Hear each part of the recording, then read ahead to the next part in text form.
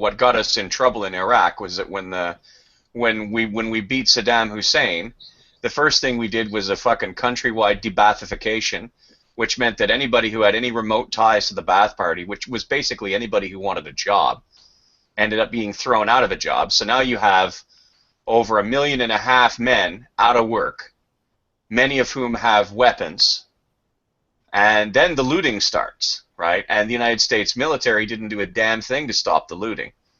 So essentially they created, with a 1-2 punch, they created a lawless culture over there. And sure enough, the longer they were there doing nothing but making things worse, handing money out to everybody except the Iraqis to rebuild their own country, well, sooner or later it was going to get to the point where the Iraqis were just going to see the Americans as just one more set of oppressors.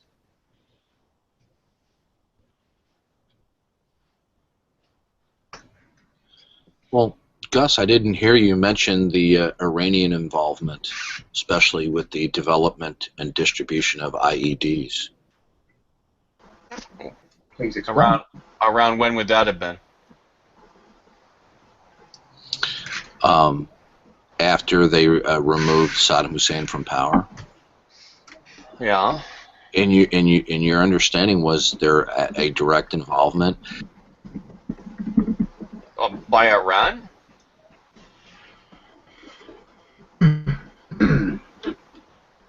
A direct involvement from Iran? Didn't Iran and the Iraqis hate each other, or am I getting those mixed up? Oh yeah, they just got out of a really long war with each other, but that's, you know, I mean, Saddam Hussein's people didn't have the means to prosecute that war because of 10 years of economic and political sanctions by the United Nations. No, Gus, you're not answering my question. Well, I mean, I asked you for clarification. You're asking me. Well, you gave us a brief synopsis and overview of what one of the major problems was, and I didn't hear any mention of the Iranians fomenting civil war and developing and distributing IEDs. Oh, listen, I'm sure that it didn't fucking help that there were IEDs available. I'm sure that didn't help at all. But people who have jobs to go to, who have hope for the future, they don't use IEDs. What percentage of the civil unrest, especially dealing with the bombings around Iraq, do you think the Iranians were involved with? I don't know.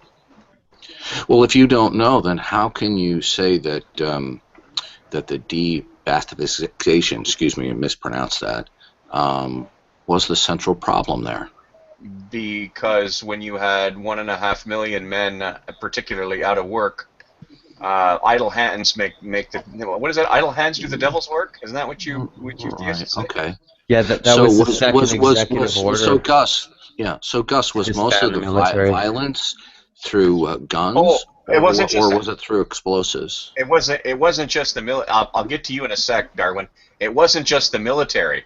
It was the civil service. It was anything that you have to understand. Okay, that the Ba'ath Party was like the Nazi Party, in that it was a requirement to belong to the Ba'ath Party to do anything other than shovel shit for a living in Iraq. Now, to answer your question, Darwin, you know, I am sure that the Iranians were in there making IEDs available. As a matter of fact, the longer the Americans were in there, the more an insurgence began to form that Iran and a whole bunch of other players were a part of. That can't be denied. Well, Gus, what percentage of the violence would, in your understanding of this situation, was caused by, let's say, AK-47s or guns, and what percentage was attributable to IEDs? Well, I can tell you there were almost no IEDs used in Fallujah. Uh-huh. No, I didn't ask you that. You're not answering my question. I said what percentage of the overall violence? What percentage of the overall violence that was occurring post toppling Saddam Hussein was attributed to merely guns and bullets, and what percentage was attributable to IEDs? At first, there was almost no instances of IEDs. As a matter of fact, well, you're still not answering my question, Well, Gus. you know, Darwin, it entails me being allowed to finish a sentence. And if we're not going to do that, just tell me, and then you could go ahead and tell me that I'm wrong. I've asked a question about 4 times now. Okay, but you have to let me answer the question. I don't tell you how to ask the questions. You don't tell me how to answer the questions. Okay. Do you need me to restate the question, Gus? No, I don't need you to restate the question. You've said it 5 times. What I need you to do answer is my question, please? What I need you to do is back up off me and allow me to finish and answer in a fulsome manner. In a manner that you might perhaps not like, but is what will be my answer. And it doesn't matter how many times you restate the question, my answer is still going to be my answer. Okay. Well, I'm still waiting for one. Okay. Well, there we go. Now, having said that, in the beginning, just after Saddam Hussein's capture, and after his removal and the removal of his loyalists from power, there was almost no violence of any kind, IEDs or otherwise. As time went on, what became labeled as the so-called bitter enders were actually looters and criminals who were essentially reacting to the fact that there was really no law. Eventually, as time went on, there began really high ferocity insurgencies because you had men with no jobs and rifles. And then as time went on further, yes, you know, the insurgencies became more sophisticated. The pikers, as it were sort of either left the country or they settled down. And the ones that really wanted to fight Americans, they went and took up arms with a number of the militias, often religious-based militias that came into the country. But none of that would have happened. None of that would have happened, and if it had happened, it would have happened anywhere near as great a degree, if de-Baathification hadn't occurred. De-Baathification was a serious problem, and it was a linchpin in a great deal of what went on in that country. Do you need me to restate the question because you didn't answer it? I believe I've answered the question in the full summary. No, I'll ask the question the 5th time. The question was, Gus, is what was the percentage of the overall violence post Saddam Hussein being toppled 20. was attributed to Mir, and how did you come up with that figure? 20. How did you come up with that? Best guess. Oh, okay, so basically you're just pulling this out of your ass then. Well, it's actually 196. Yeah. This is not going to end well, though, for Darwin. Because when Darwin makes the claim that whatever percentage he thinks is responsible for the, whatever percentage of the violence he thinks is going to be attributed to IEDs, we're going to ask him how he came up with that, right? And then we're not going to get an answer to that question, are we? Are we, Gus? Well, you know what? We can actually look it up. Let me do it. Hang on. Before anybody does anything, let me pursue that, because who knows? Perhaps Darwin knows, and if he does, he should be given an opportunity to say so before he's besmirched. Darwin, do you know the percentage of IED violence as opposed to violence done by line infantry weapons? No, I don't. Okay. What a surprise! It's 196. So Gus, I'm just wondering, since you don't really know, you don't have a source. Well, I threw the number. I threw the number. Okay, so basically, you made it clear that you just made this number out of the blue. Yet you were telling us that the number one problem in the violence that followed the. I'll be done in a moment. Okay. Okay, I'm not being rude. I'm just responding to Gus. So just give me 30 more seconds. Okay. You basically were pontificating post Saddam Hussein what was the major source of the problem and the violence that was occurring in Iraq. So I asked you what percentage of the violence was attributed to the Iranian involvement and or IEDs. And after 5 tries, you finally came up with 20%. And then when I asked you where you got that from, you basically indicated that you pulled it out of your keister. Okay. From my point of view, okay. I want to answer this. I want to answer this. Now, from my point of view, you asked me a question that I don't believe anybody has an answer to, but not in a specific numeric format. Okay. But I don't think you need to have a specific numeric format to be able to see the preponderance of methods of attack that were used throughout different levels of the insurgency. I don't think I need to know exactly what the percentage is to know that at a certain phase of the insurgency, IEDs were more in use than in some other phase of the insurgency. Nor do I need to know what the specific percentage is to know that it was the de-Baathification that motivated the insurgency in the first place. What percentage of the insurgency do you think was attributable to well, you should look at what Nadia has up the Iranian covert operations, Gus? So, and I can give you the answer to the question you were asking if you like, or you can argue. No, I'd like Gus to continue to make a fool out of himself. It's enjoyable. That's great. So you're not actually interested in intellectual. No, honesty, Gus is pontificating as to what was the major and primary cause of the unrest and violence that was occurring, and all I simply had to do was to ask Gus what percentage of the overall unrest, violence, and in this case he used the term insurgency, was due to the removal of Ba'ath Party operatives. I asked him what percentage of it was actually attributable to Iranian covert operations in what he typified as the insurgency, and he basically couldn't answer the question. Which means he's just making this up as he goes along. No, I'm not. No, hang on a second. No, I'm not making a damn thing up as I go along. You know, here's another analogy. Okay, during the Second World War, okay, on the Western Front, especially in France, Germany was severely compromised by two major factors in France. The first was the French resistance. The second were the Normandy landings, okay? Now, if you were to come to me and say, what was the precise percentage? I like the laugh part. It shows you're on the ropes. What was the precise percentage? No, I'm enjoying it because you're changing the subject, Gus.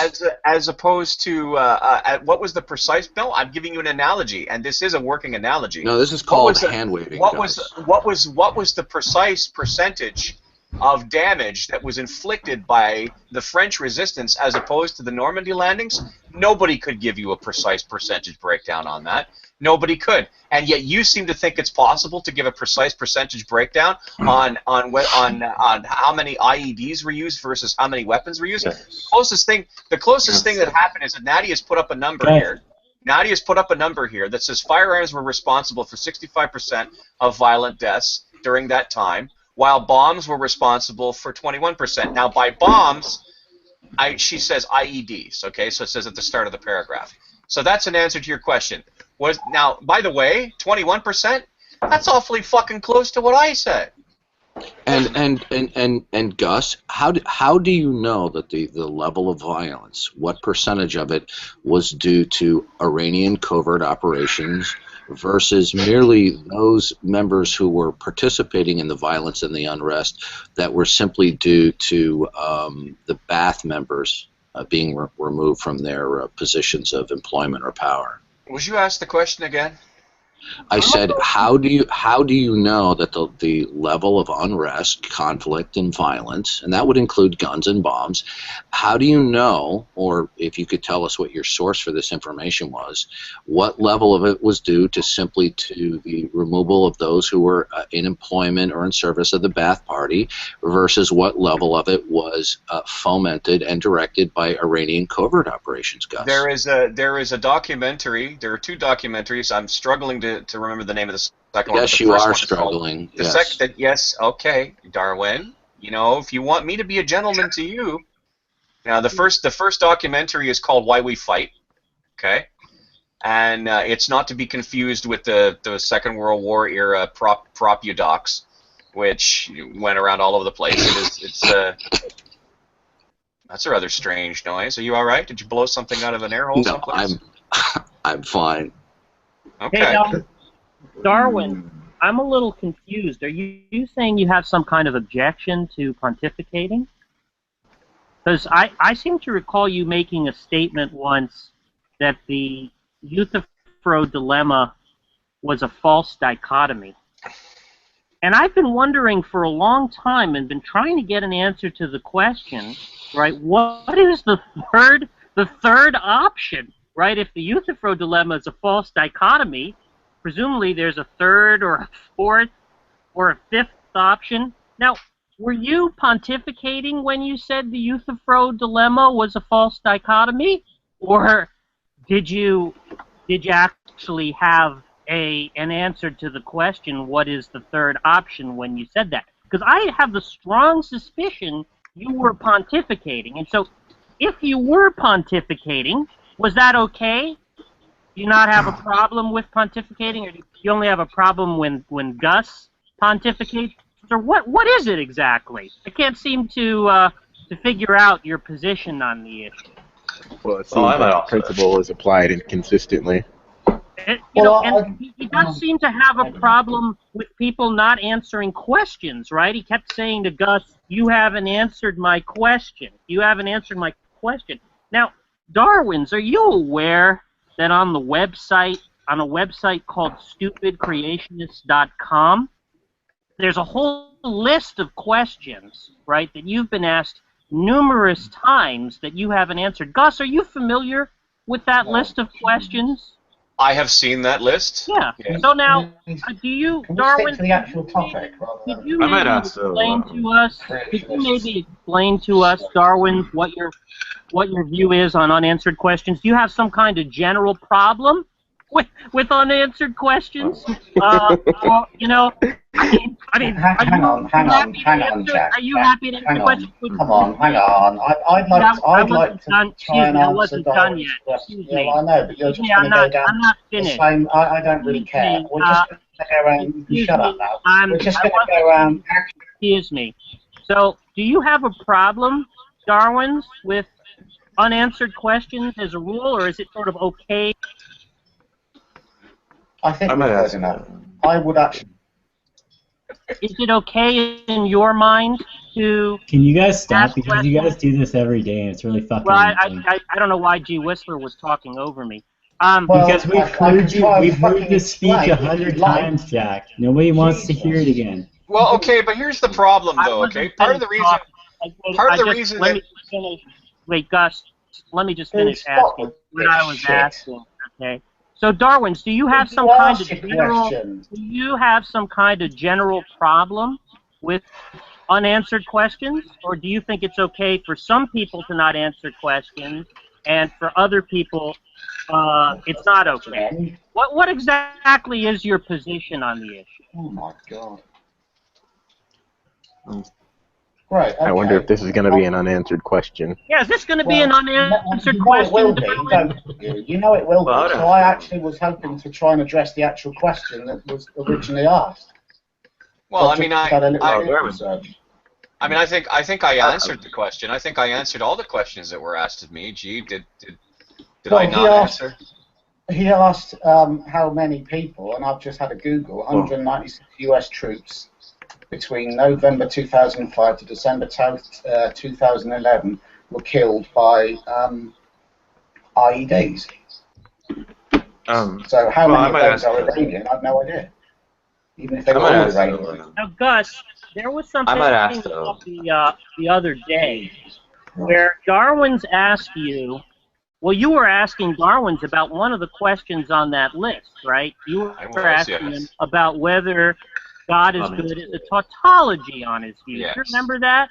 Yes, and he kicked and he rightfully kicked the shit out of me because he understood more about the question than I did. Yeah, well, now the interesting thing is that what I heard the recording of that, and Darwin's asked you whether you understood God is good to be, whether you understood the claim there to be a identity claim or a claim of predication, and you said you didn't think it was an identity claim. Right? Right. And so Darwin's response was to say, well, if it's not an identity claim, it can't be a tautology, right? Now, Gus, do you think the claim that bachelors are unmarried is an identity claim or a claim of predication?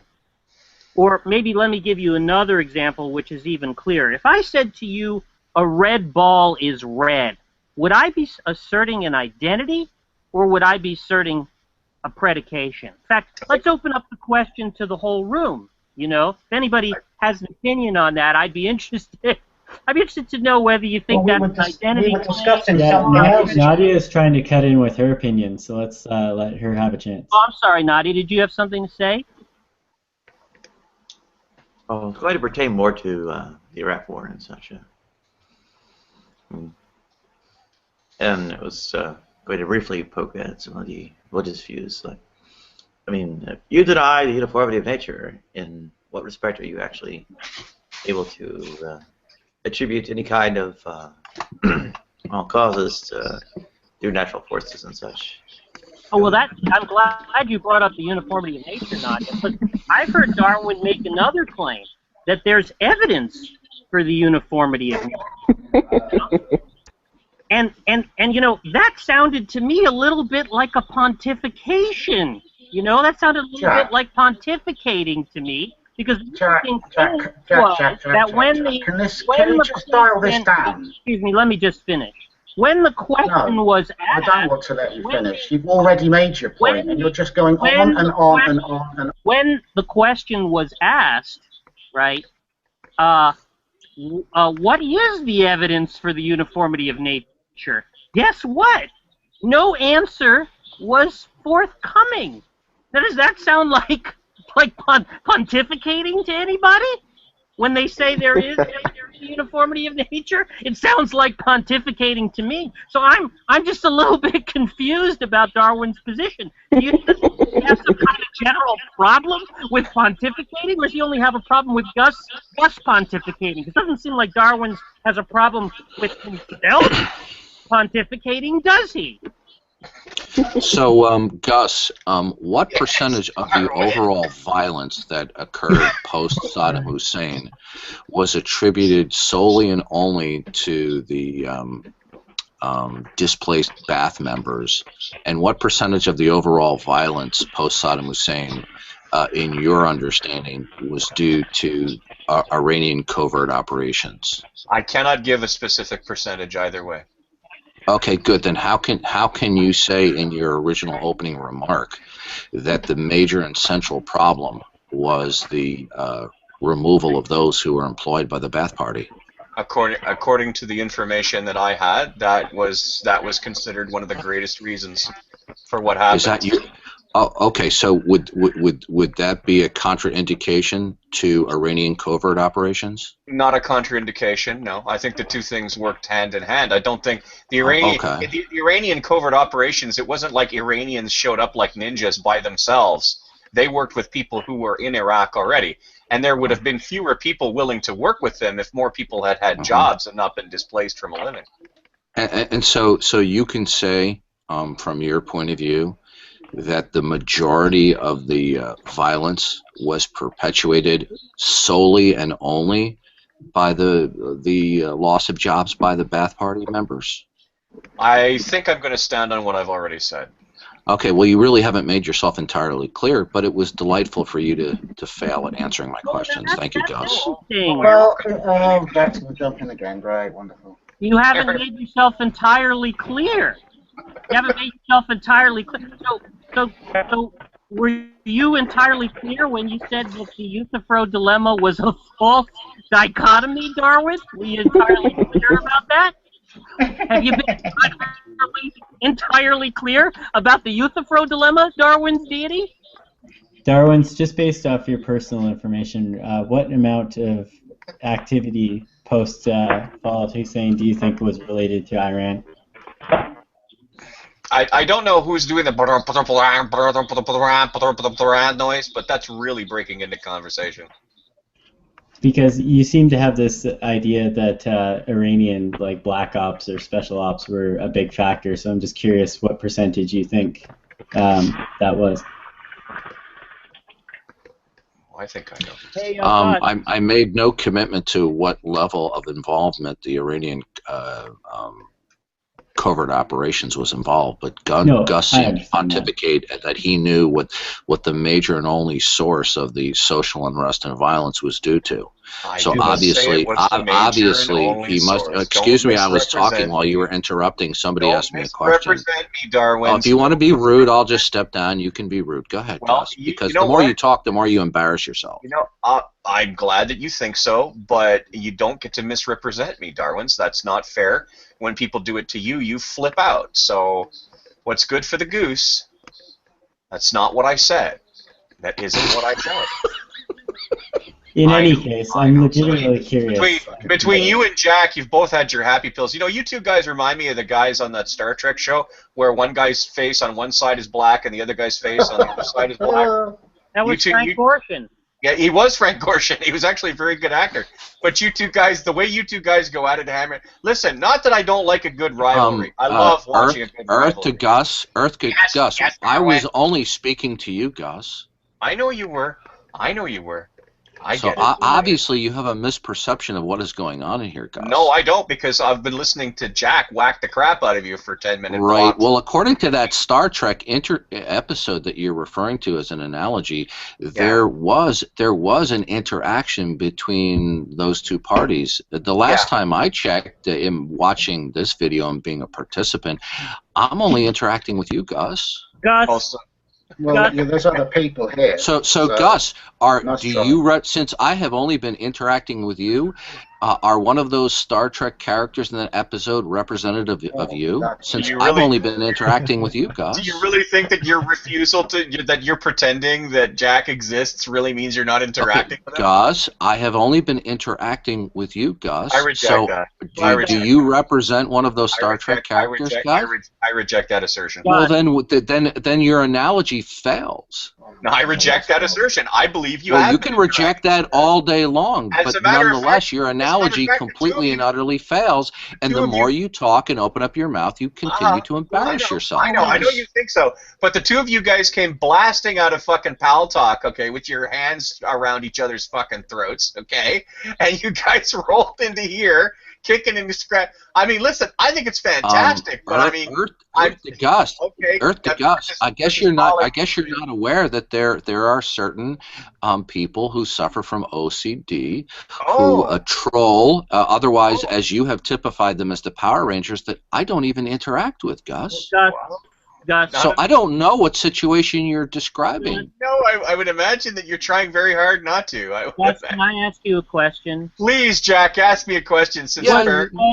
Somebody save Gus from this embarrassing situation. I know, I'm embarrassed like a bugger. We'll soon see who's embarrassed here. Gus, were you having an interaction with Darwin's the other day when you were having that discussion about the is of identity and the is of predication? Was that an interaction?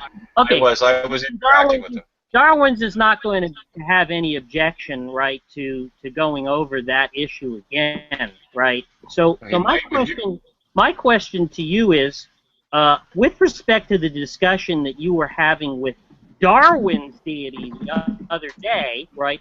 If I said to you a red ball is red, tautology. Well, I understand that it's a tautology. Well, I'm just telling myself it's a tautology because I know even less about philosophy than Darwin thinks I do. Well, I mean, if I say a red ball is red, I'm not saying that a red ball is identical to red, right? I'm saying that a red ball has a red property, right? Right. Yeah, and so if I say a bachelor is unmarried, I'm not saying that being a bachelor is identical with being unmarried, with the property of being unmarried. I'm saying that it's a property of a bachelor that he's unmarried, right? And he might have other properties, like being male. Yes. Right? So, now, and if I say a bachelor is unmarried, right, and I say a red ball is red, that's the is of predication, not the is of identity, right? But those are tautologies, right? Because you don't actually need to learn any facts about the world to know that those propositions are true. Those propositions are true just from the meanings of the words alone. Right? Well, but Jack, aren't you forgetting that it's not a tautology, right? Because being unmarried isn't the only property of a bachelor. We'll get to that shortly. Are we not going to have the interesting conversation about things in the Middle East, or are we just going to hear Jack talk about this shit all over again? Sounds like Darwin dropped that, but we can get back to that in a minute. Darwin's giving me here. So shut the fuck up. Darwin's giving me royal shit in the side chat for walking away from this. I mean, he seems to think that we'll soon see who's walking away. No, we fucking won't. Sit the fuck Darwin's is getting pulled into reacting a certain way that he usually does, which isn't helpful. Let me just finish the point that I was making. So now, the is of predication. Now, what Darwin... May catch you guys later. This is the third time you're going to bang on about this, are you? In as fucking many minutes. What Darwin said was that if Gus said that the claim that God is good was not an assertion, not an identity claim, that it couldn't be a tautology, because he said all tautologies are identities. A equals A, right? Now, was Darwin's pontificating then, Gus, when in fact it's not actually the case that all tautologies are identities of the form A equals A? Because a bachelor is unmarried is a tautology, and a red ball is red is a tautology, but neither of those are identity claims. Was that some pontification, do you think, that was going on there, Gus? Well, it was a statement in error, if that's the case. Well, but I don't know about pontification. Well, since you were having an interaction with Darwin's, would you like to ask him for some clarification? I think he's going to tell me either A, shove it up my ass, B, I've moved off the central topic to address this, or C, some combination of both. Well, but I'll ask him. Okay. Darwin, would you like to comment? Oh. Gus, since you were insisting in your original, when you opened your mouth in the room today, that the central problem was the removal of those who were in power or employment of the Ba'ath Party. Yes. Obviously, you said that was the majority or central problem. Is that correct? Yes. Okay, good. Okay, good. What was the Iranian government and military involved largely or extensively in covert operations in Iraq? I have no direct evidence of that, but it wouldn't surprise me. Did we have any credible reporting and intelligence information that the Iranians were involved in covert operations in Iraq? I have no facts to that regard, but again, it wouldn't. You didn't hear about any of that in any of the news reports or intelligence citations? No, as in a the matter news of fact, media or documentaries. So there was no information whatsoever that the Iranians were involved in covert operations? As a matter of fact, I didn't even hear any of the pundits on Jane's Defense Weekly talk about it. Really? So you're telling us and the whole YouTube audience that you are completely unaware as to the Iranian involvement in covert operations in Iraq? Well, the totality and fruition of my statement is I have no facts to that regard, but it wouldn't surprise me if that was happening. Okay, so basically what he has just admitted is that he is in a complete state of ignorance as to the possible, probable, or percentage-wise involvement of Iranian covert operations. And yet somehow I'm not fighting you on the point at all. Well, then if you're completely unaware. And this has been widely reported over the years that the Iranians were involved covertly. Okay. Well, if you watched any of the news or former intelligence officials that came on and spoke about what was actually going on in the insurrection or however you want to typify it, what you have just basically admitted is that you have no information, no knowledge whatsoever of the Iranian covert operations that were involved, and yet you're telling us the central problem was those who were out of power from the Ba'ath Party, and you just admitted a major state of ignorance about a significant source that fueled part of the civil unrest in Iraq. Thank you for admitting your ignorance, Gus. How about some citations for your claim, as Gus asked you? See, it's not an answer to the question. Well, if you had looked at the question was, can you give us a citation for that? Some sources for your claim, Darwin? It's not an answer to the question to say, well, if you had looked at the news reports, you would have known this, right? Now, you're the one who made the claim, so presumably you could support the claim, right? Which is what Gus asked you to do, right, Gus? I mean, surely, if these claims were ubiquitous, and I have no reason to believe that they weren't, but surely if they were, you could come up with one. Otherwise, it would be just pontificating to make that claim, right? If you couldn't actually support it. Yes, someone could say that the majority of the Earth's light comes from the sun, and Darwin's would be like, oh yeah, what percentage comes from the sun?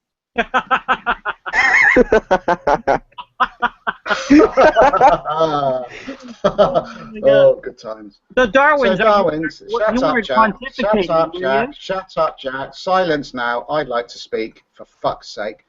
So Darwin's, your claim about IEDs being Iranian, what is your source for this?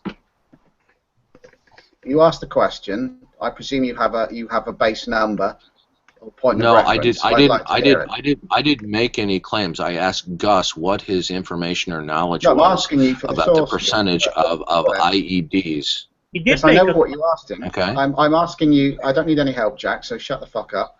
I'm asking you what your reference for this is, because if he had given you a number, it would be meaningless if you had no point of reference. I have given you the number 196, which is less what than my point of reference? Hang on, which is less than the number that Ted Cruz claimed, which was 500 soldiers. Mm-hmm. Okay, what is my reference point? The numerous former Army and United States intelligence forces that would frequent after their retirement, that would frequent the news sites detailing that they had unclassified and classified information that the Iranian military was deeply involved in covert operations in the construction and distribution and implementation of IEDs. Citations. Gus, okay. Is there some pontificating going on? Now, gee whistler, I did not cite a percentage or degree of the involvement of it. Okay, good. We don't need this. I wasn't 3 people in this fucking marriage, it seems. I was asking Gus a question. Yeah. Gus, is there any... Silence the bear, please. So, is there any pontificating going on here, or are we getting citations? There certainly is a set of assertions that aren't being backed up. There are assertions that aren't being backed Darwin, would you like to back up those assertions? So I think we're clear now that Gus had admitted his complete state of ignorance as to the origin and extent of the Iranian covert operations, and yet he said he was completely ignorant of this possibility, or even percentage-wise, and yet he wants to tell us that the major source of problem of the unrest, the violence, civil violence, was simply due to those who were no longer members of the Ba'ath Party. I think we're clear now. I just want to thank Gus and show him a hand of appreciation that he admitted his own ignorance about the historical problem there. I think the Darwin dodge. The Darwins can't back up his own claims. Is that pontification, Darwin? The Darwin dodge is in full effect right now. Would you like to start? Is that pontification, Darwin? Darwin, is that pontification? Jesus fucking wet. Get a life, son. Jesus, Whistler, you sound like that Monty Python skit. I'm not seeing any support for the claims that Darwin's has made, but that's exactly what he was criticizing. I couldn't hear what he was saying because you and your little fucking siblings were giggling like the fucking 3 crones. So should we just take a pause for a minute and mute ourselves? So that'd be great, could you? Thanks. Okay. So I'm gonna mute myself. Philip, you mute yourself. Yeah, sure. We'll give Darwin. Okay, thank you. We'll give Darwin a good 25 Bye-bye. Thank you. Bye-bye now. Let me just finish talking without being overtalked. So I'm going to mute myself. Yeah, you actually do mute yourself. That would be great. I'm going to mute myself, and then Philip you'll mute yourself too, so that there's no. Just tell me you're going to do it. Actually do it. Well, if you shut the fuck up. Myself, and Philip, you mute yourself. We'll give Darwin a good. What do you think? A good 30 or 60 seconds for him. Give him a whole minute. All the time he wants. Let him have all the time he wants. All right, all the time he wants. And Amon, maybe if you have your guitar, you can play the Jeopardy. You can play the Jeopardy music while we wait for. Darwin's to support his claims. Okay. Can't play it. It's copywritten. Oh, that's too bad. Okay. Yeah, you can't. All right, so I'm going to mute myself. I'm going to rebroadcast G, And Philip, you mute yourself, and we'll listen to Darwin support his claims so that he's not pontificating, okay? Let's go.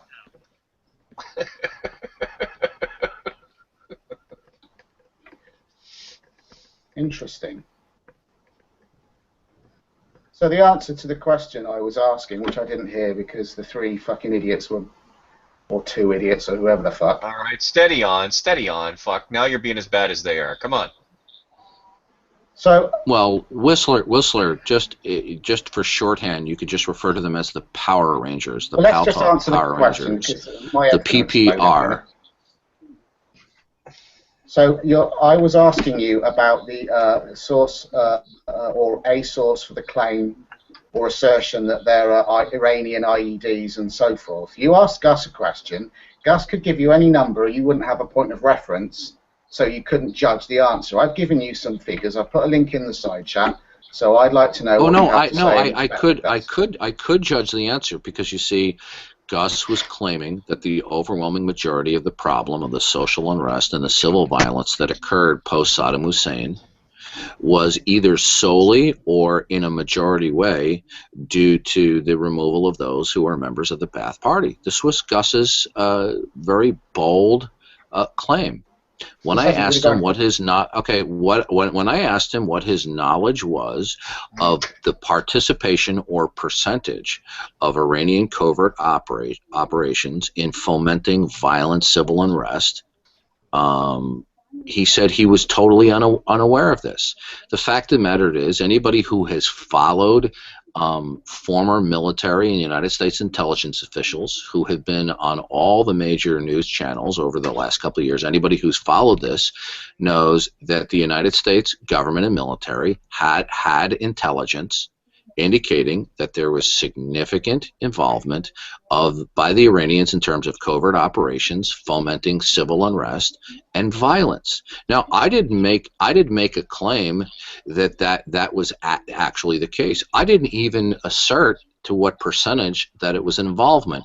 I simply wanted to point out, through Gus's own admission, of his state of ignorance about what was widely testified to by former military and intelligence people as to the involvement of Iranian covert operations, and Gus basically admitted that he was totally ignorant. Yet he was pontificating that the source of violence and social unrest was either due in whole or in majority to people being no longer in the Ba'ath Party. But Gus did a brilliant job. I'd like to finish. Okay, well, you know what? You've been going on for a while. I think Gus. Well, why don't you give me 20 more seconds to wrap it up? You're talking about my intelligence session. I'd like to finish. I'd like to finish without you having a meltdown. Why don't you give me 20 more seconds? I am delighted that that Gus has on for another. Well, I'll just wait till you're done interrupting. 13. Are you done interrupting? 12.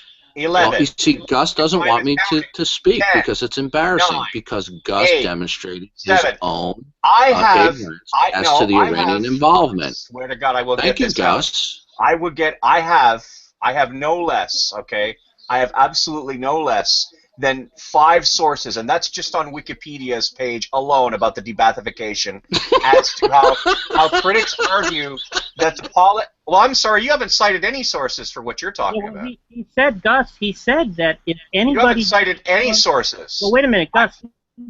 He said anybody who was following the news would know this, right? So that implies that it would be a very easy claim. He hasn't. I got it, Jack. He hasn't cited any sources of his contention. Whereas I spent 2 seconds. I spent 2 seconds looking on the internet, and I found critics argue that the policy was not only undemocratic, but also a significant factor in the deteriorating security situation throughout Iraq. 5 sources. Now, if you like, I'll go down to the bibliography page, and I'll read out those 5 sources. And if you really want me to do it, I'll go through source after source over and over again, which, by the way, even if everything I said was wrong, which will be fucking highly unlikely, that's still 5 more sources than you've put up concretely for your position. I'm just not understanding. If he said anybody who was following the news would know this, it should be a very easy claim to support. But I don't know. It's beginning to sound like pontification to me. Does it sound a little bit like pontification to you, Gus? What do you think, Philip or Hal? Do you think maybe Darwin was pontificating when he said that anybody who follows the news would know this? Seems Darwin, likely. would you like to maybe provide some sources for your claim? Some citations, maybe? So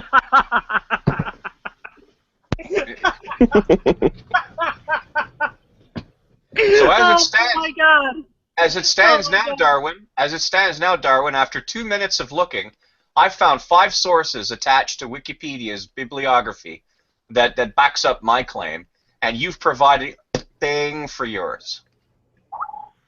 You know what they call that in Yiddish? You know what they call that in Yiddish, Gus? I bet they have a lot of nice words for it in Yiddish. They call it bubkus. Bubkus. You've provided bubkus. Yeah.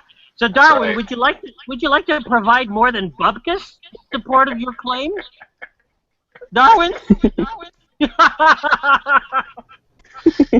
you believe this clown?